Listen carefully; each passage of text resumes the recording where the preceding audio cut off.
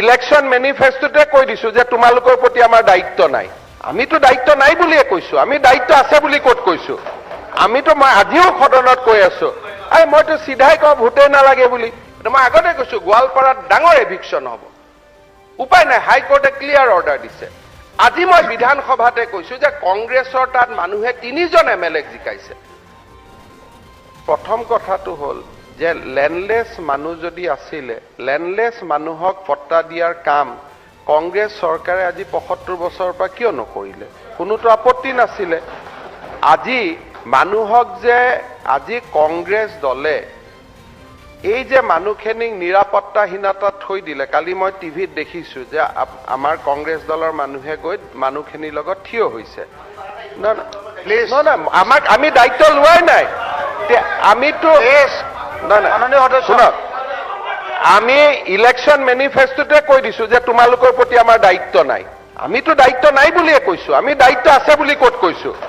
আমিতো মই আজিও সদনত কৈ আছো, মইতো চিধাই কওঁ ভোটেই নালাগে বুলি। গতিকে আমাৰ ক'ত দায়িত্ব আছে? গতিকে এইটো কথাটো পিছত নাই, মইতো আপুনি কথা কওঁতে একবাৰ উঠা নাই।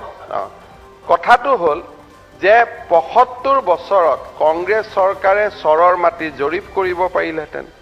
কংগ্ৰেছ চৰকাৰে বটদ্ৰৱা সমষ্টিত কণ্টিনিউৱাছলি কংগ্ৰেছ দলৰ MLA আছিলে, কংগ্ৰেছ দলে মানুহখিনিক পট্টা দিব পাৰিলেহেঁতেন।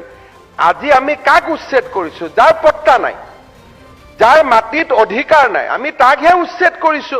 গতিকে উচ্ছেদ কৰা মানুহৰ ওচৰত কংগ্ৰেছৰ মানুহ যোৱাৰ আগতে কংগ্ৰেছে মানুহখিনিক ক্ষমা খুজিলে নে নাই যে আপোনালোকক আমি পট্টা দিব নোৱাৰিলো কাৰণে আজি আপোনালোকৰ এই অৱস্থাটো হ'ল?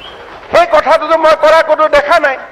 আজি UDF শাসনত নাই, মই UDFক সমালোচনা কৰিব যোৱা নাই, কিন্তু 75 বছৰত চৰৰ মাটি জৰীপ কৰিব পাৰিলেহেঁতেন। আজি যেনেকে আমি মিছন বসুন্ধৰা কৰিছো, আমাৰ এই মানুহখিনিক লৈও মিছন বসুন্ধৰা আগত হ'ব পাৰিলেহেঁতেন। আজি গৰুখুটি মানুহখিনি কংগ্ৰেছে পট্টা দিব পাৰিলেহেঁতেন, বটদ্ৰৱা মানুহখিনি কংগ্ৰেছে পট্টা দিব পাৰিলেহেঁতেন। কংগ্ৰেছে পট্টা নিদিয়াকৈ কিয় ৰাখিছিল? কাৰণ তেওঁলোকে এই মানুহখিনি নিৰাপত্তাহীনতাক লৈ ৰাজনীতি কৰিছিল।